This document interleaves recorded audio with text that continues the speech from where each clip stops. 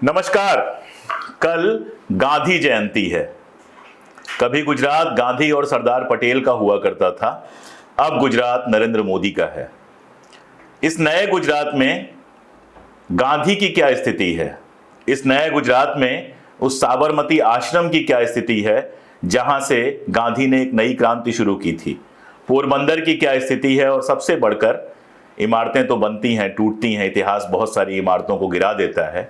सबसे बढ़कर गांधी विचार की क्या स्थिति है? विद्यापीठ की क्या स्थिति है? जनता के बीच में गांधी कहां हैं? सत्ता के बीच में गांधी कहां हैं? और गांधी के सत्य अहिंसा के विचार कहां हैं?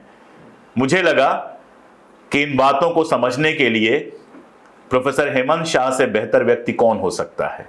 प्रोफेसर हेमंत शाह, जो मोदी के गुजरात में रहते हुए गांधी के गुजरात को जीते हैं, जो बिना डरे हुए सच लगातार बोलते हैं, चाहे सत्ता नाराज हो चाहे सत्ता खुश हो, और इसकी कीमत चुकाते हैं। आप जानते हैं, Gujarat model with professor Shah हम लंबे समय से कर रहे हैं, कई सारे एपिसोड इसके आ चुके हैं, ढेरों लोगों ने इसको देखा है, सराहा है। जरा सा गैप होता है तो मेरे पास मैसेज आने लगते हैं कि प्रोफेसर शाह से अगली बातचीत कब हो रही है। तो आज प्रोफेसर शाह से गांधी जयंती की पूर्व संध्या पर मैं बात कर रहा हूं कि गुजरात में गांधी अब कहां हैं।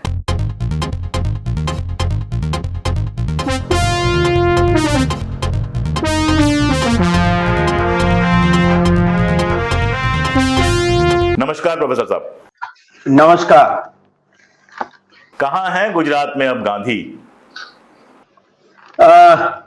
गुजरात में गांधी तो अभी ज्यादा दिखाई नहीं देते, क्योंकि गांधी का जो विचार है सत्य और अहिंसा का, इसको तो गुजरात के लोगों ने और गुजरात सरकार ने किनारे कर दिया है, बहुत सालों से कर दिया है।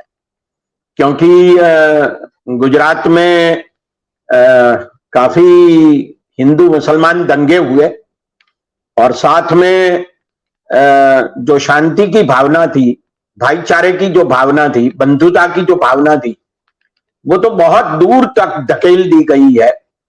इसलिए लगता नहीं है कि गांधी गुजरात में जिंदा है। और दूसरी बात तो यह है कि 2001 में जब नरेंद्र मोदी आए गुजरात के मुख्यमंत्री के तौर पर, और 2002 में जब दंगे हुए, हिंदू मुसलमान दंगे, तब से जाके आज तक ऐसा नहीं लगता कि गुजरात में कहीं गांधी जिंदा है। बहुत डर फैलाया हुआ है मोदी सरकार ने 2001 से 2014 तक, और उसके बाद बीजेपी की जो भी सरकारें आई, आनंदीबेन पटेल की, विजय रूपाणी की, और अभी जो भूपेंद्र पटेल की सरकार है, उन्होंने हमेशा डर फैलाने का काम किया है। और गुजराती लोग वैसे भी काफी डरे हुए हैं। बहुत कम लोग ऐसे हैं पूरे गुजरात मॉडल के बारे में, डिबेटलेस डेवलपमेंट के मॉडल के बारे में बोलते हैं या लिखते हैं। लेकिन हाँ, ये बात सही है कि जो भी बोलने वाले और लिखने वाले लोग हैं बहुत कम है, लेकिन वो बिना डर बोलते और लिखते हैं। लेकिन गांधी की जो विभावना है सत्य और अहिंसा की, सत्याग्रह की, अन्याय के खिलाफ अहिंसक प्रतिकार की, इसको देखते हुए अगर हम कहें तो गुजरात में शायद ही गांधी जिंदा है, शायद ही सरदार पटेल जिंदा है। तो आजकल पूरे देश में और पूरी दुनिया में गांधी के गुजरात के नाम से गुजरात नहीं जाना जाता। मोटे तौर पे मोदी के गुजरात से गुजरात जाना जाता है। इसलिए मैं जब भी हिंदुस्तान में कहीं जाता हूं तो मैं हमेशा कहता हूं कि मैं गांधी के गुजरात से आया हूं, मोदी के गुजरात से नहीं आया हूं। मैं इसका एक सीधा साधा उदाहरण आपके सामने पेश करूं। आप अहमदाबाद में आइए, करीब 80 लाख की आबादी वाला ये शहर है, और अहमदाबाद में घूमिए तो आपको पता चलेगा कि मोटे तौर पे जितनी संस्थाएं सरदार पटेल के नाम पर है, या जितने पुतले, स्टैच्यूज सरदार पटेल के नाम पे हैं, उससे शायद 10वें हिस्से का भी नाम महात्मा गांधी के नाम पे नहीं है संस्थाएं, न इनके पुतले हैं। मुझे याद है अभी तो कि गुजरात विद्यापीठ के बिल्कुल करीब इनकम टैक्स चौराहे पर 1969 में पहला पुतला गांधी जी का लगा था। इसके बाद और कोई पुतला अहमदाबाद में लगा हो ऐसा मुझे दिखाई नहीं देता, लेकिन सरदार पटेल का पुतला तो उससे पहले लग चुका था। और सरदार पटेल के पुतले और उनके नाम की संस्थाएं भी बहुत है। आप सब जानते हैं, पूरा हिंदुस्तान जानता है, पूरी दुनिया जानती है कि जो सबसे ऊंचा पुतला बनाया गया है, स्टैच्यू ऑफ यूनिटी, वो भी सरदार पटेल के नाम से है, वो गांधी के नाम से नहीं है। तो गांधी एक गई बीती हस्ती बन गई है गुजरात के लिए। सत्य और अहिंसा की तो बात ही छोड़ो, पूरा झूठ चल रहा है गुजरात सरकार के नाम से। अभी अभी झूठ चला है। नरेंद्र मोदी आए यहां, वाइब्रेंट गुजरात जो समिट उन्होंने 2003 से शुरू की थी, उसकी 20वीं वर्षगांठ हुई और उसमें भी उन्होंने झूठ यही बोला कि यूपीए सरकार ने गुजरात में फॉरेन इन्वेस्टर्स को आने नहीं दिया था, उनको धमकाया था। आंकड़े कुछ अलग ही बात कहते हैं। तो ये मुझे लगता है कि बहुत चिंता की बात है, हम सबके लिए है, क्योंकि गांधी को भूलते जा रहे हैं या भुलाने की कोशिश बहुत बड़े पैमाने पर गुजरात में हो रही है, इसमें कोई दो राय नहीं है। सरदार पटेल की बात होती है। सरदार पटेल, मुझे याद है 1949 में 1949 में उनका एक भाषण है, वो भाषण मैंने अपने चैनल पर लगाया भी था अपनी कमेंट्री के साथ, जिसमें उन्होंने कहा है कि आरएसएस जो है वो भारत को हिंदू राष्ट्र बनाना चाहता है, हिंदू संस्कृति को जबरदस्ती सबके ऊपर थोपना चाहता है और ये एक शैतानी विचार है। यानी सरदार पटेल कम से कम हिंदू मुस्लिम सांप्रदायिकता के पक्ष में तो कभी नहीं थे। आपको क्या लगता है कि नडियाद, अहमदाबाद, वडोदरा, इस सब के बीच में जो पटेल जाति का वोट है, जो सिर्फ केवल वोट ही नहीं बल्कि आर्थिक आधार पर भी काफी सक्षम लोग हैं, उसके चलते सरदार पटेल का नाम तो लिया जाता है, लेकिन सरदार पटेल तो गांधी के शिष्य थे। सरदार पटेल और राजेंद्र प्रसाद, ये दो लोग ऐसे थे जो अपनी वकालत कर रहे थे, बड़ी शानदार जिंदगी जी रहे थे, गांधी से मिले और बदल गए और पूरी जिंदगी गांधी के शिष्य रहे। तो गांधी के शिष्य को आप बड़ी मूर्ति बनाएं, उनका नाम लें और गांधी को भूल जाएं, ये तो अपने आप में एक दोहरापन है। सरदार पटेल की वाकई इज्जत है या फिर सिर्फ वोटों और पटेल जो प्रभाव है वहां पर उसका जोर है? देखिए, 1980 का जो चुनाव विधानसभा का गुजरात में हुआ, जिसमें कांग्रेस ने 182 में से 149 सीटें जीत ली थी, माधव सिंह सोलंकी कांग्रेस के मुख्यमंत्री बने थे।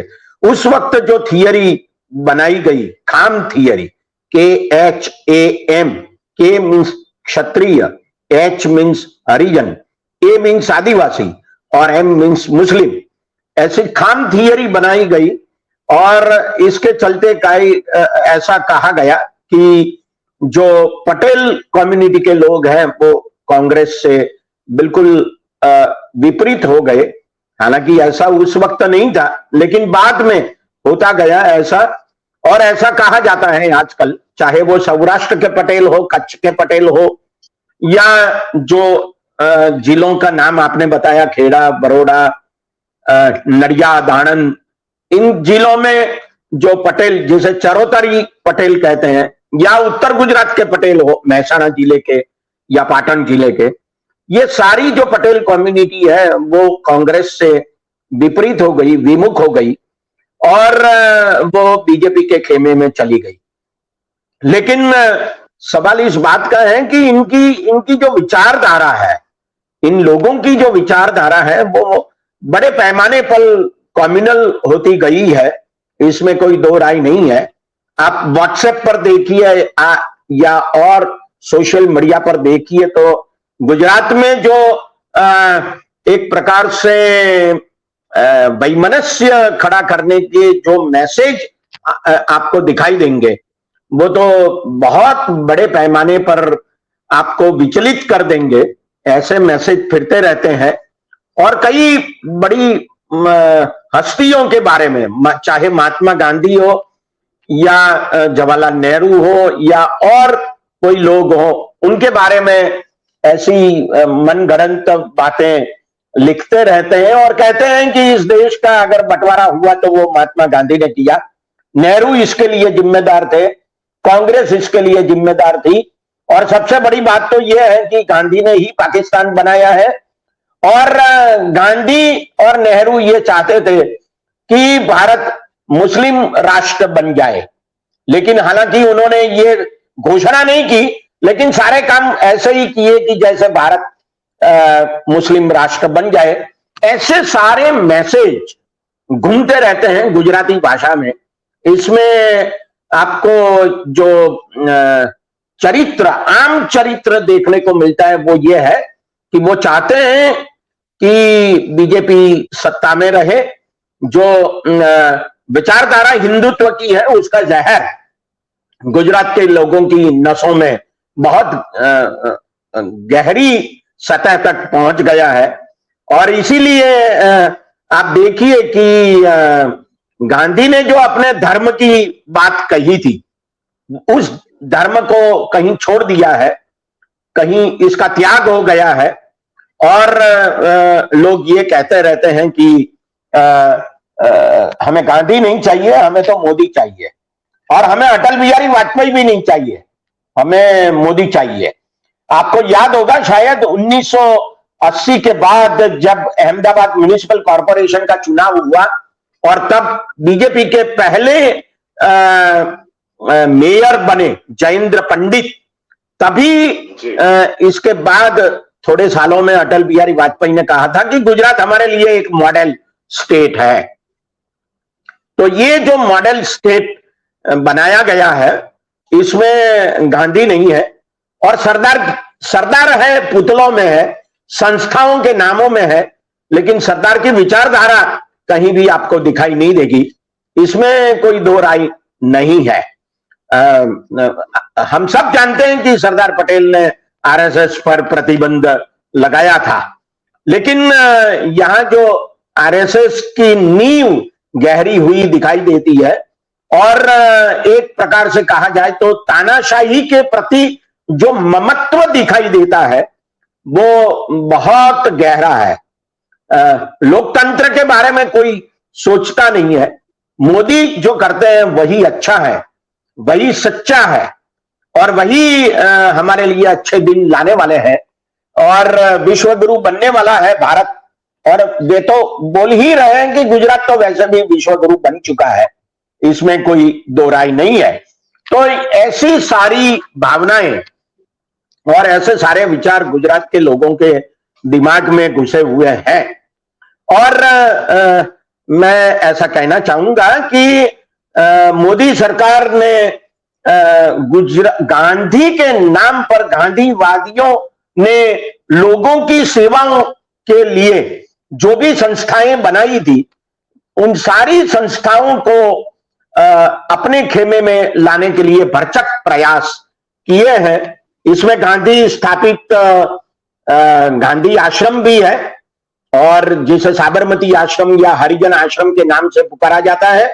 और गांधी ने 1920 में जो एक विश्वविद्यालय खड़ा किया था, गुजरात विद्यापीठ, उसको भी उन्होंने अपने खेमे में ले लिया है। तो ये क्या कहें, गांधी स्थापित संस्थाओं का भी यही हाल हो चुका है कि वो आरएसएस की विचारधारा में मानने वाले लोगों के यहां चली गई है। जी, इनके बारे में थोड़ा डिटेल में जानना चाहूंगा, क्योंकि साबरमती आश्रम को लेके बहुत सारी खबरें आई थी, फिर खबरें दब गईं। क्या पूरा मामला है साबरमती आश्रम का, क्या हो रहा है वहां पर, और इसके बाद गुजरात विद्यापीठ के बारे में भी? हाँ, नरेंद्र मोदी ने एक प्रोजेक्ट बनाया है। उसका प्रोजेक्ट यह है कि गांधी आश्रम के इर्द गिर्द की जो जगह है, जो करीब 5 ट्रस्टों की जगह है, उन ट्रस्टों को खत्म करके एक ट्रस्ट बनाया जाए जिसमें सरकार होगी, और वो सरकारी ट्रस्ट वहां एक मेमोरियल बनाएगा गांधी आश्रम के इर्द गिर्द, और उसका 1200 करोड़ रुपयों का प्रोजेक्ट किया गया है। तो मुझे लगता है कि इसमें नरेंद्र मोदी अपनी वाहवाही करने के लिए ही ये प्रोजेक्ट बना रहे हैं, ताकि कहेंगे सारी दुनिया को कि देखो मैंने गांधी को इंटरनेशनल बना दिया है, गांधी को ग्लोबल बना दिया है, जो पहले नहीं था। अब देखिए, मैं गांधी के प्रति कितना मान, आदर, सम्मान है गुजरात के लोगों को, इसका एक और उदाहरण दूं आपको। अभी अभी गत जनवरी में या फरवरी में अहमदाबाद से थोड़ा सा दूर, 15 किलोमीटर दूर एक गांव में बहुत बड़ा समारोह हुआ है स्वामीनारायण संप्रदाय का। और प्रमुख स्वामी महाराज, जो बीएपीएस संस्था है, स्वामीनारायण का सबसे बड़ा संप्रदाय माना जाता है, उन्होंने प्रमुख स्वामी का जन्म शताब्दी समारोह मनाया, 1 महीने तक मनाया। और ऐसा कहा जाता है कि 30 लाख लोग इसकी मुलाकात लेने हेतु वहां आए 1 महीने में।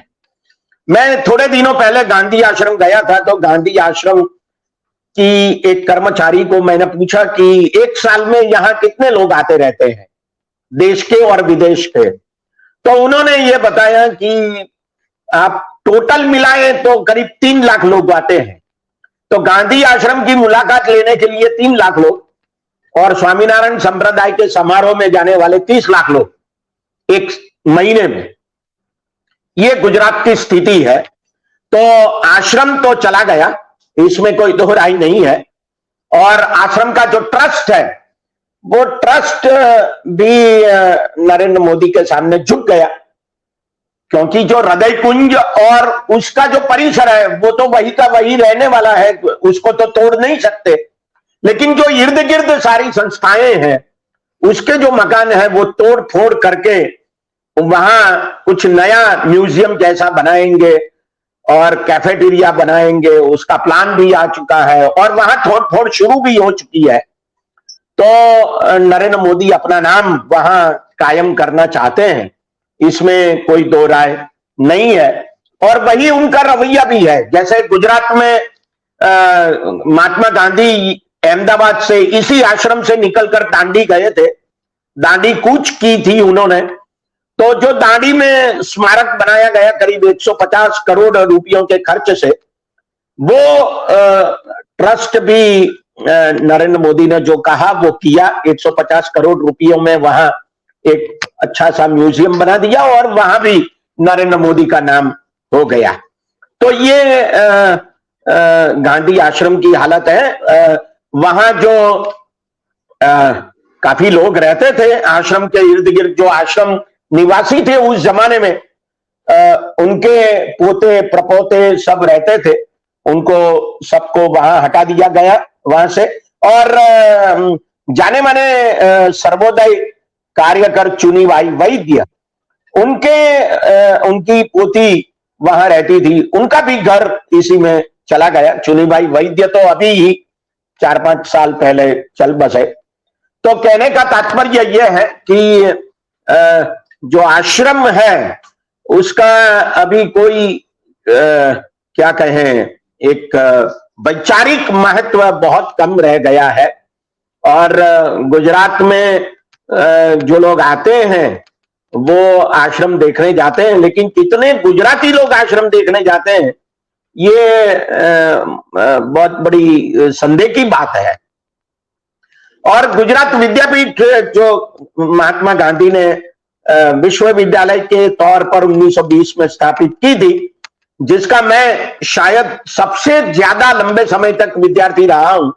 मैं 13 साल तक गुजरात विद्यापीठ का विद्यार्थी रहा हूं, इसलिए मैं भावनात्मक रूप से भी गुजरात विद्यापीठ से जुड़ा हुआ हूं।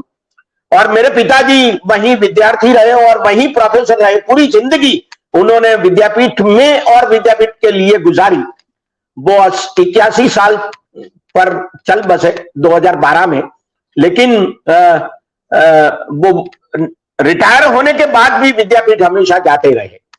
विद्यापीठ आजकल गुजरात के राज्यपाल को उन्होंने बना दिया है चांसलर। कुलपति बना दिया है, कुलाधिपति बना दिया है, और सारी जो इसकी ट्रस्टी की जो मंडली थी उसमें भी काफी फेरबदल हो गया है। और अभी लगता है कि गुजरात विद्यापीठ में शायद ऐसा भी हो सकता है कि सावरकर की चेयर आ जाए, तो मुझे कोई आश्चर्य नहीं होगा।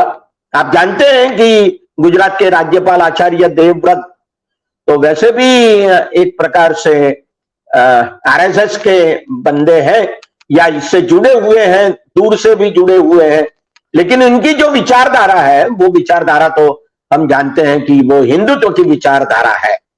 तो इस प्रकार से दो बड़ी संस्थाएं, गांधी स्थापित आश्रम और गुजरात विद्यापीठ, वो हिंदुत्व की विचारधारा के रंग में रंग चुकी है, इसमें कोई दो राय नहीं है। विद्यापीठ में न अध्यापकों ने ज्यादा आवाज उठाई, न विद्यार्थियों ने ज्यादा आवाज उठाई इसके खिलाफ, और ट्रस्टी मंडल में जो लोग थे उन्हें तो बहुत पहले आवाज उठानी चाहिए थी, इसकी साफ सफाई करनी चाहिए थी 10 साल पहले, 12 साल पहले, लेकिन वो नहीं की।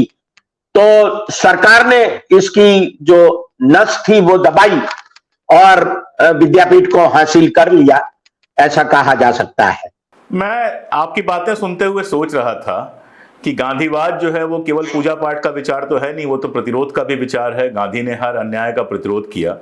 ये सारा कुछ जो हुआ उसके लिए मोदी को या सरकार को जिम्मेदार ठहराना तो एक बात है, गांधीवादियों को आप कितना जिम्मेदार मानते हैं इन सब के लिए कि कोई प्रतिरोध नहीं खड़ा हुआ, थोड़ा बहुत अखबार में बयानात आए, ये सब हुआ, लेकिन सब शांति से हो गया। अभी इलाहाबाद में हमने देखा सर्व सेवा संघ का जो दफ्तर था उसके साथ भी ऐसे ही हो रहा है, साबरमती आश्रम में हुआ, गुजरात विद्यापीठ में हुआ, लेकिन कहीं से कोई आवाज नहीं उठती है। यहां तक कि कांग्रेस जो गांधी विचार का खुद को कहती है, वहां से भी कोई खास बड़ी आवाज नहीं उठती है।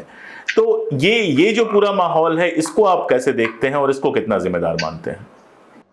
देखिए, सच बात तो यह है कि ये जो गांधीवादी विचारधारा से जिन्होंने हमारे यहाँ शैक्षणिक संस्थाओं की स्थापना की थी पूरे गुजरात में, वे सारे गांधीवादी लोग अपनी संस्थाओं को बचाने में पड़े हुए हैं।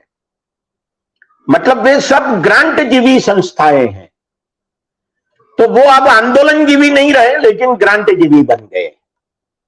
अगर विद्यापीठ की आवाज उठी होती तो शायद ऐसा हो सकता है कि सरकार इसकी ग्रांट बंद कर दे।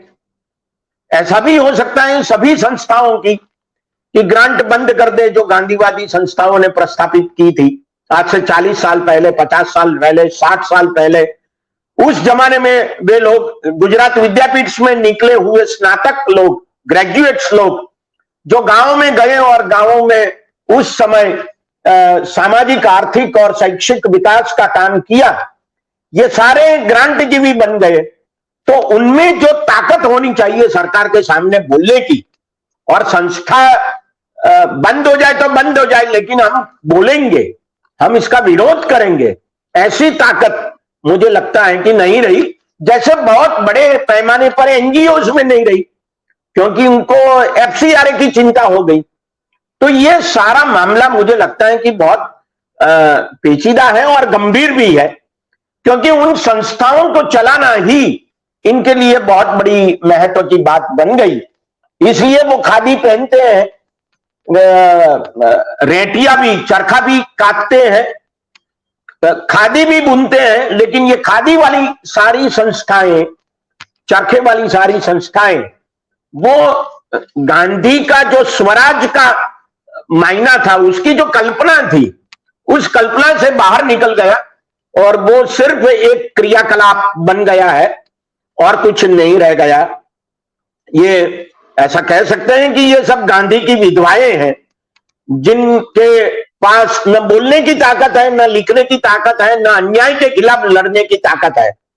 वो रखते हैं लेकिन आवाज उठाना उन्होंने बंद कर दिया है, वो दब चुके हैं सारे। ये मुझे लगता है कि गुजरात की सबसे बड़ी समस्या है, और कोई बोलने वाला नहीं है, कोई लिखने वाला नहीं है, कोई आवाज उठाने वाला नहीं है। तो गांधी के प्रशंसक के रूप में, गांधीवादी होने के रूप में और सेकुलरिज्म के, समाजवाद के, इन सारी चीजों के समर्थक के रूप में आपको कोई भविष्य दिखाई देता है? गुजरात में कहीं से कोई रोशनी की किरण आती हुई दिखाई देती है या चीजें ऐसी ही चलती रहेंगी? वैसे मुझे तो अभी कोई आशा की किरण नहीं दिखाई देती। गुजरात में लड़ने वाले लोग लड़ते रहते हैं, कांग्रेस भी लड़ती रहती है, ऐसा नहीं है कि लड़ते नहीं है। आम लोग भी कांग्रेस को वोट देते हैं। इसका मतलब यह है कि गुजरात में सारे 100% लोग हिंदुत्व विचारधारा में आ गए हैं, ऐसा नहीं है। लेकिन जो अन्याय के खिलाफ लड़ना चाहिए और धार्मिक उन्माद के खिलाफ लड़ना चाहिए, वो लड़ना मुझे लगता है कि बहुत कम हो चुका है। आवाज दबा दी गई है और दबने वाले लोग हैं, इसलिए डर फैलाने वाले लोगों को बहुत अच्छा लगता है। तो यहां जो आरएसएस की संस्थाएं हैं, चाहे वो विश्व हिंदू परिषद हो, चाहे वो बजरंग दल हो, चाहे वो एबीवीपी हो, चाहे आरएसएस खुद हो, या सरकार के साथ मिली जुली ये संस्थाएं हमेशा डर फैलाने का काम कर रही है और लोग डरे हुए हैं। इसमें कोई किसी को आपत्ति नहीं लगती। तो सवाल इस बात का है कि जिस प्रकार की आवाज देश के अन्य कोनों में से आती है, मैं कल ही अपने बेटे से बात कर रहा था और कह रहा था कि आप देखिए उत्तर प्रदेश में और बिहार में एक युवान महिलाएं, नेहा सिंह राठौड़ जैसी महिलाएं अपनी यूट्यूब चैनल चला के एक आवाज निकालती है। ऐसा क्यों 6.5 करोड़ की आबादी के गुजरात में नहीं हो रहा? ऐसा मैं कल ही कह रहा था। तो सवाल इस बात का है कि ऐसी जो आवाज निकलनी चाहिए वो नहीं निकल रही है। और अटल बिहारी वाजपेयी जी ने जो कहा था कि गुजरात एक मॉडल है हमारे लिए, सच में नरेंद्र मोदी ने इसे मॉडल बना दिया और उसको बेच डाला पूरे गुजरात में और पूरे हिंदुस्तान में और पूरी दुनिया में कि देखिए हम क्या कर सकते हैं विकास के नाम पर। अपनी किताब के बारे में थोड़ा बताइए, जो गांधी जी के वचनों पर आधारित एक किताब आपने की है जिसमें हिंदी, अंग्रेजी और गुजराती तीनों हैं, उस किताब के बारे में थोड़ा सा बताइए। इतने सारे नेगेटिव्स के बीच में जो पॉजिटिव काम हो रहा है वो भी जनता के बीच में जाना चाहिए। हाँ, मैंने जब गांधी की 150वीं सालगिरह पर मनाई गई तब 2 अक्टूबर से 30 जनवरी तक मैंने हर रोज व्हाट्सएप पर और फेसबुक पर 150 कोटेशंस गांधी जी के अलग अलग विषयों के बारे में, सत्य, अहिंसा, धर्म, अर्थशास्त्र, सत्याग्रह, इन सारे विषयों के बारे में उन्होंने जो कहा उसके ओरिजिनल कोटेशंस लेके उसका अनुवाद किया। चाहे वो गुजराती में मिला तो मैंने हिंदी अंग्रेजी में अनुवाद किया, अंग्रेजी मिला तो मैंने हिंदी गुजराती में अनुवाद किया, और ऐसे अंग्रेजी, हिंदी और गुजराती ऐसा करके जो 150 कोटेशंस हुए, इसकी ये किताब मैंने निकाली, गांधी स्पीक्स, गांधी कहते हैं, गुजराती में गांधी बोले छे।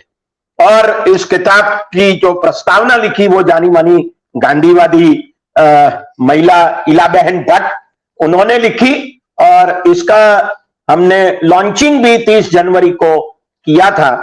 तो ये एक अच्छा काम मैंने उस वक्त किया था, और आज भी गांधी जी के जो विचार है इसके बारे में कुछ न कुछ प्रचार करने का काम मैं हमेशा करता रहता हूं। इस देश के संवैधानिक मूल्यों को लेकर जो हमारे प्रियम्बल में लिखा है, स्वतंत्रता, समानता, न्याय, बंधुता और राष्ट्र की एकता और अखंडता के बारे में जो सारी बातें, व्यक्ति के गौरव के बारे में जो सारी बातें लिखी गई है, उसको मद्देनजर रखते हुए गांधी कहां है, गांधी क्या कहते हैं, इसके बारे में मैं हमेशा कुछ न कुछ कहता रहता, लिखता रहता। घर का जोगी जोगड़ा, आन गांव का सिद्ध। तो चाहे वो गुजरात के महात्मा गांधी हों या फिर इलाहाबाद के जवाहरलाल नेहरू हों, इवन गुजरात के जो सरदार पटेल हैं उनके साथ भी यही व्यवहार हमने किया है। मूर्तियां आप लाख लगवा लीजिए, लेकिन जिस सरदार पटेल ने आरएसएस के हिंदुत्व के विचार को शैतानी कहा हो, डेविल कहा हो, इस विचार को डेविलिश विचार कहा हो, वहां उस आरएसएस को सर पर बिठाकर, गोद में बिठाकर, उस आरएसएस की विचारधारा को लगातार अपना बनाकर अगर सरदार पटेल की आप मूर्ति लगा रहे हैं तो दरअसल सरदार पटेल के साथ भी धोखा कर रहे हैं। गांधी के विचार सिर्फ गुजरात से नहीं पूरे देश से मिटाने की कोशिश हो रही है, लेकिन यह भी सच्चाई है कि आप साबरमती के इर्द गिर्द चाहे जो बनवा ले, चाहे जितनी मूर्तियां लगवा ले, लेकिन जब आदमी साबरमती आएगा, कहीं ना कहीं से साबरमती का इतिहास पढ़ेगा, तो उसको वो गीत भी याद आएगा कि साबरमती के संत तूने कर दिया कमाल।